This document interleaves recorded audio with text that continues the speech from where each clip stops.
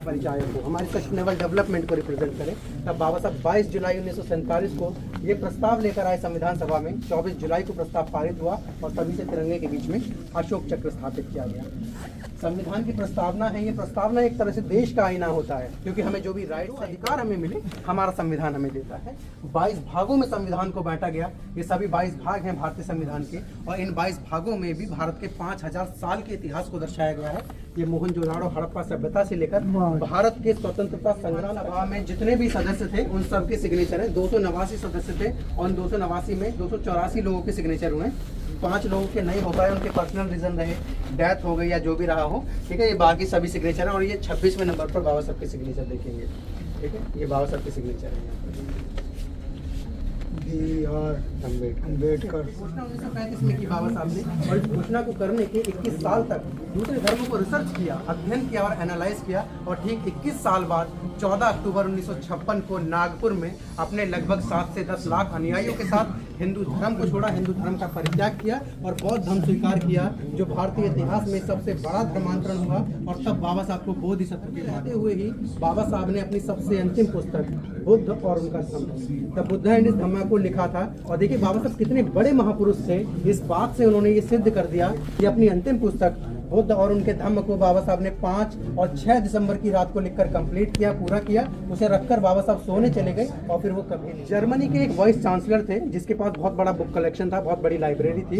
एक पत्रकार ने उनका इंटरव्यू लेते हुए पूछा कि मान लो अचानक आपकी लाइब्रेरी में आग लग जाए, तो ऐसी कौन सी वो किताब होगी, कौन सी पुस्तक होगी जिसे सबसे पहले आप बचाना चाहेंगे। तो ये बात सुनकर ही उस वाइस चांसलर की आंखों में चमक दौड़ गई, बिना कुछ बोले अंदर गए और उस किताब को उठाकर लाए। बोले डॉक्टर बाबा साहब अम्बेडकर की लिखी हुई ये बुक बुद्ध और उनके धम्म को मैं बचाऊंगा, जो उस समय की वर्ल्ड की सेकंड मोस्ट ट्रांसलेटेड बुक थी आफ्टर बाइबल। मतलब बाइबल के बाद सबसे ज्यादा भाषाओं में उसका अनुवाद हुआ था, बुद्ध और उनके धम्म से रिलेटेड 5 स्थान जिसे पंचपीठ कहा जाता है यहाँ पर शो किए गए हैं। तो पहला ये दीक्षा भूमि है नागपुर, जहाँ पर बाबा साहब ने 7 लाख फॉलोवर्स के साथ बुद्ध की दीक्षा ली थी। दूसरा ये है जन्म भूमि महू मध्य प्रदेश, जहाँ पर उनका जन्म हुआ था, जिसे प्रेजेंट में अम्बेडकर के नाम से जाना जाता है। तीसरा ये है चैत्य भूमि मुंबई दादर, जहाँ पर उनका अंतिम संस्कार हुआ था।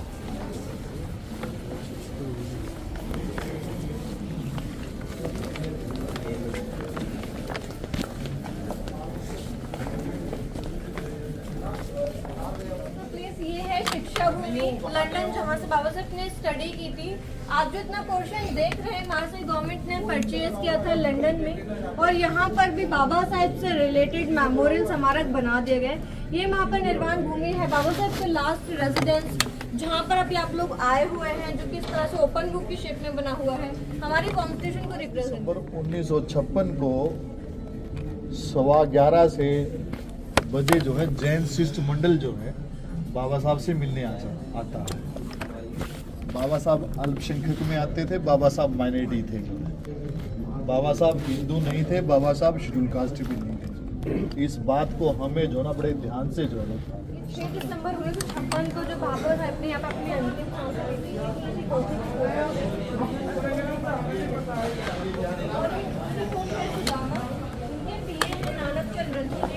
नेहरू जी है, ये 16 शास्त्री है राइटर, और ये यहाँ से मुंबई की फोटो था।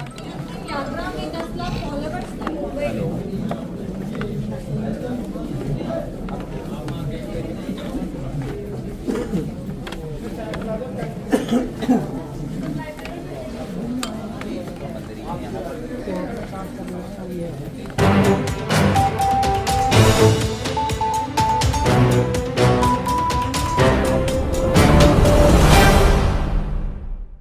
परिचायक को हमारी सस्टेनेबल डेवलपमेंट को रिप्रेजेंट करें, तब बाबा साहब 22 जुलाई 1947 को ये प्रस्ताव लेकर आए संविधान सभा में। 24 जुलाई को प्रस्ताव पारित हुआ और तभी से तिरंगे के बीच में अशोक चक्र स्थापित किया गया।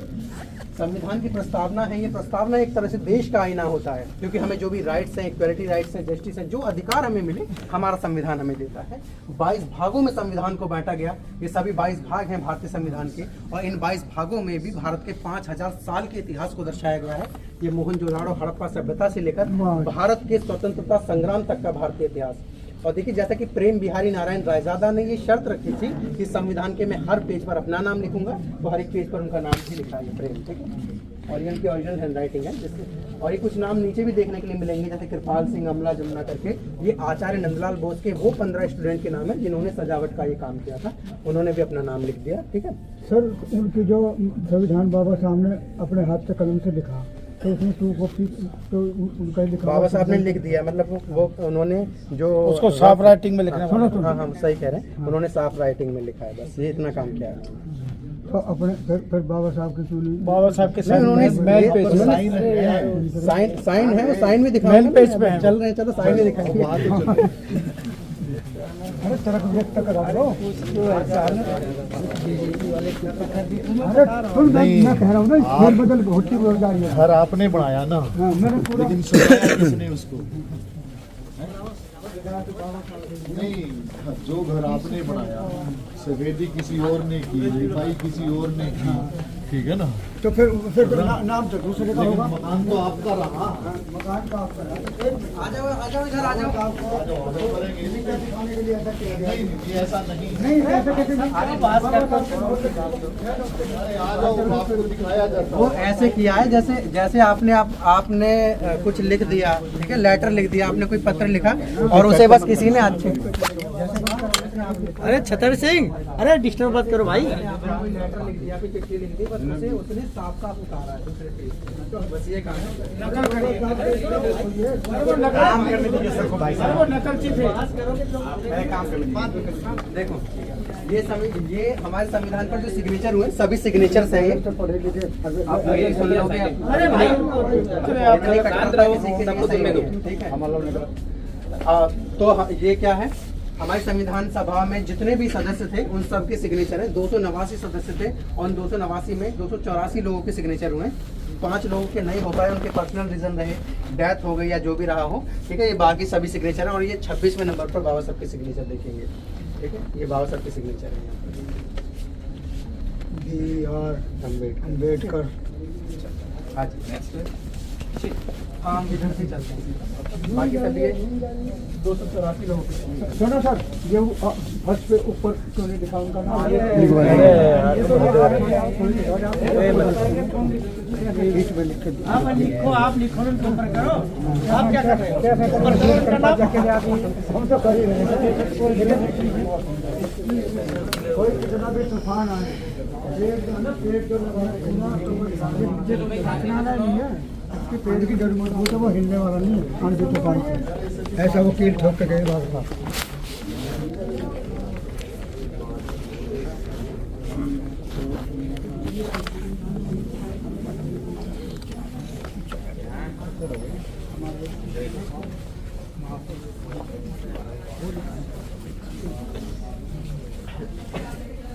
ये भगवान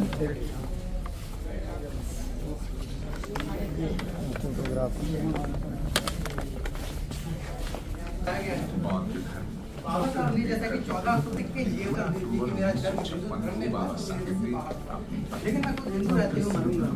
पैदा हुआ ये मेरे बस से बाहर था, लेकिन हिंदू रहते मरूंगा नहीं, मैं खुद से कर सकता हूँ।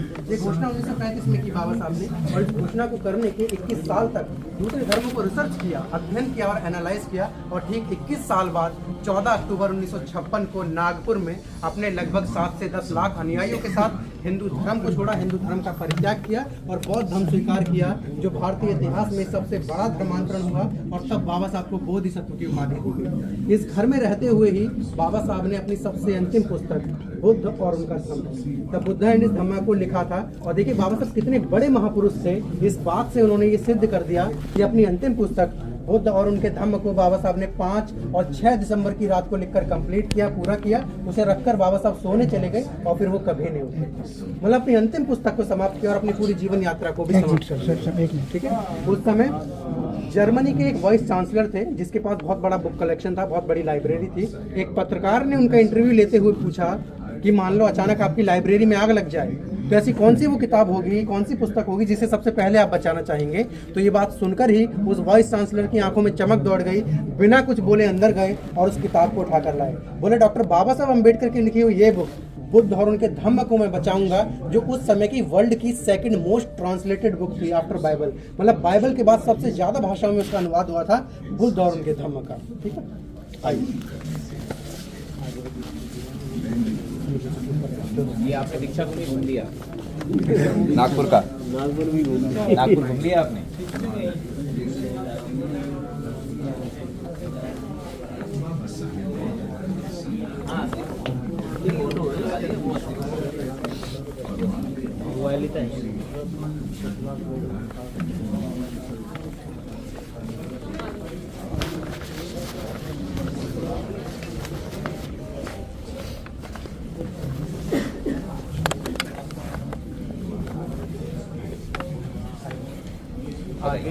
शिखा आ जाओ बेटा, आप आ जाओ। एग्जिट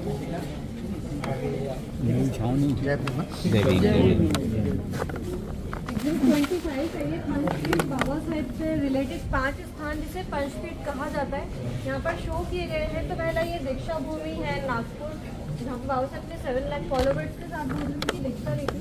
दूसरा ये है जन्म भूमि महू मध्य प्रदेश, जहाँ पर उनका जन्म हुआ था, जिसे प्रेजेंट में अम्बेडकर नगर के नाम से जाना जाता है। तीसरा ये है चैतन्य भूमि मुंबई दादर, जहाँ पर उनका अंतिम संस्कार हुआ था।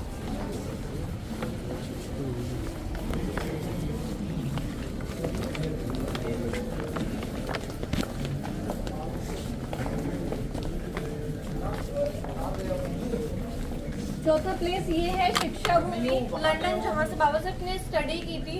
आप जो इतना पोर्शन देख रहे हैं महाराष्ट्र गवर्नमेंट ने परचेज किया था लंदन में, और यहाँ पर भी बाबा साहब से रिलेटेड मेमोरियल स्मारक बना दिए गए।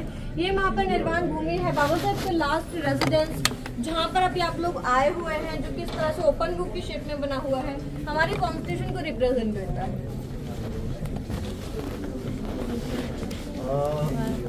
आप सभी आ जाएं। जो बहुत सारे लोगों के मन में ये धारणा है कि बाबा साहब का परिनिर्वाण जो है वो महाराष्ट्र में हुआ था, है ना? लेकिन बाबा साहब की अंतिम सांस, थोड़ा नंबर रुक जाइए पहले आप सुन लो बाबा, सुन लो आप तो ले जाया गए आपकी भी सुन लूंगा, मैं आपके साथ ही रहूंगा। 5 दिसंबर 1956 को 11:15 से बजे जो है जैन शिष्टमंडल जो है बाबा साहब से मिलने आता है। बाबा साहब अल्पसंख्यक में आते थे, बाबा साहब माइनॉरिटी थे जो है। बाबा साहब हिंदू नहीं थे, बाबा साहब शेड्यूल कास्ट भी नहीं थे। इस बात को हमें जो ना बड़े ध्यान से जो है समझना चाहिए।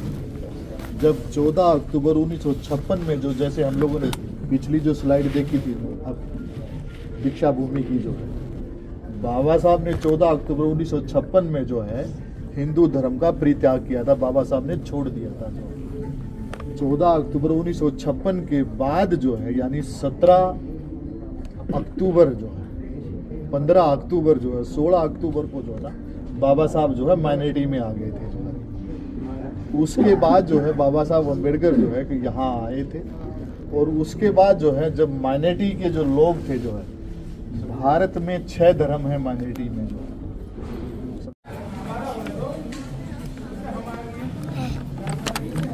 ये 6 दिसंबर 1956 को जो बाबा साहब ने यहाँ पर अपनी अंतिम सांस ली थी, ये कोशिश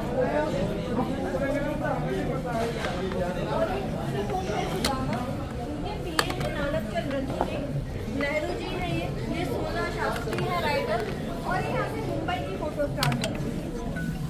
बाबा साहब की अंतिम यात्रा में 10 लाख फॉलोवर्स थे मुंबई में।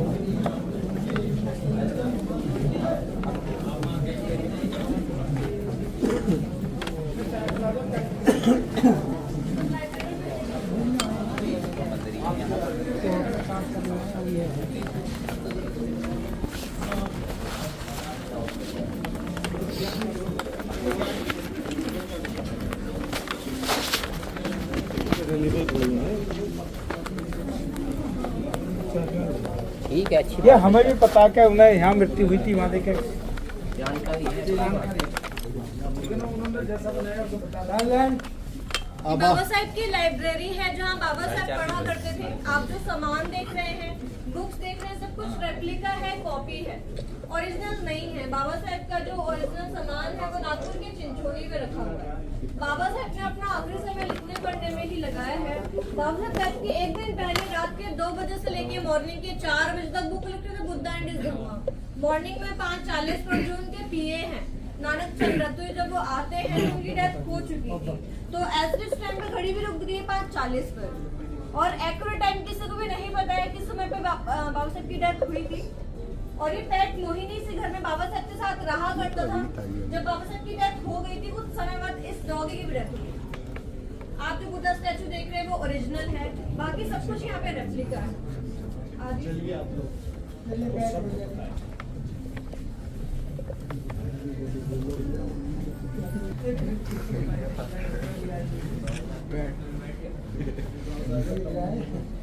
बैट का फोटो लगाया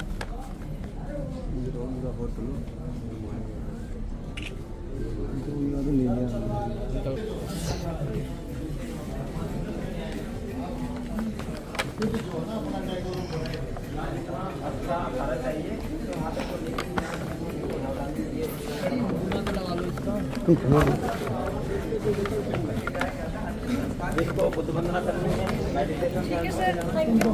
थैंक यू बेटा।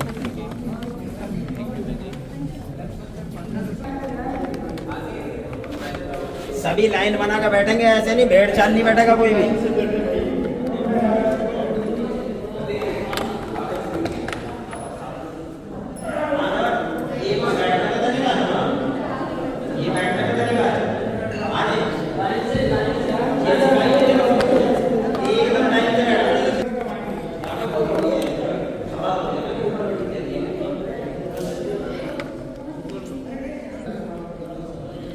तुम कहाँ बैठे?